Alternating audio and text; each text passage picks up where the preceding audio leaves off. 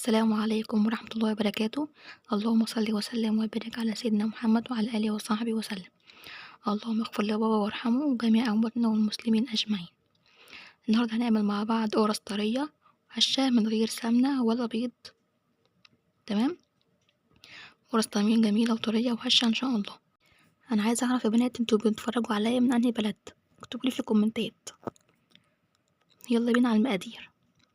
أول حاجة هنحط كوبايتين لبن، هو المج الشاي العادي اللي احنا بنشرب فيه، وبعدها نص كوباية سكر،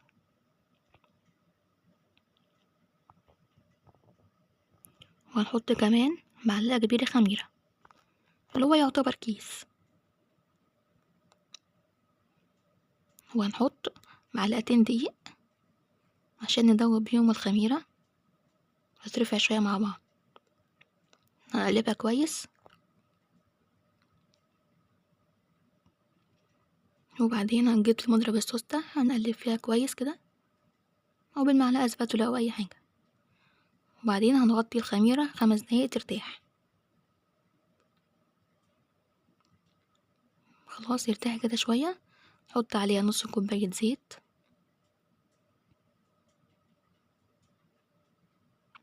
وهنحط نص كوباية، نص الكمية بتاعت الدقيق، نص الكمية، وتقلبي شوية بشوية، وهنحط ربع معلقة ملح،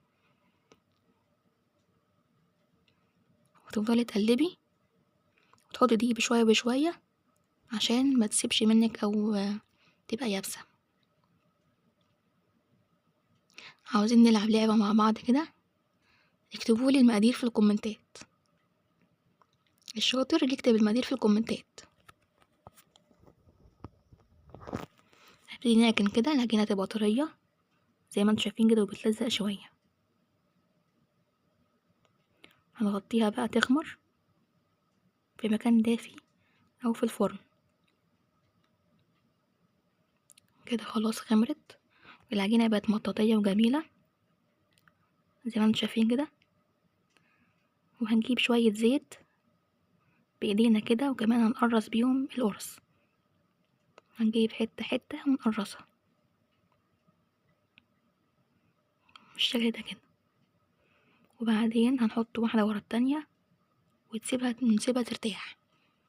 انت كده عايزة تسيبيها سادة مش مشكلة، عايزة تحشي جبنة او شوكولاتة او اي حاجة تانية. انا هخليها كور كده صغيرة، هنحشي فيها شوكولاتة،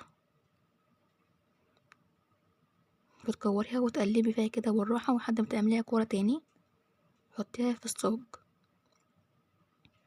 لو الصاج عندك بيلزق حطي ورقة زبدة واديني تحتيه زيت بالشكل ده كده. انا حشيت نص جبنة ونص شوكولاتة. عاوزة تسيبيها سادة ماشي، عاوزة تبططيها كمان شوية عن كده تمام. واول مرة تشوفوني وتشوفوا القناة متنسوش تعملوا لايك يا جماعة، اعملوا لايك، اكتبوا كومنت اي حاجة. وهنسيبها تخمر بقى كده، ونرجع نعملها، ندهن في وشها فوق معلقتين لبن كده ولا حاجة، نص معلقة نسكافيه او نص معلقة بن.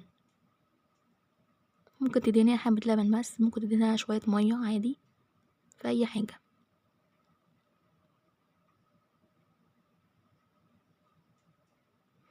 وكده القرص طلعت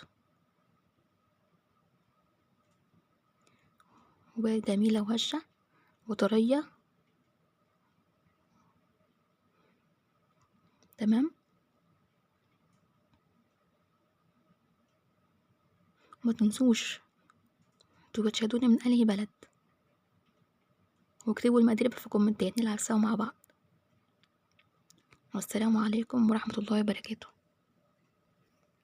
في رعاية الله.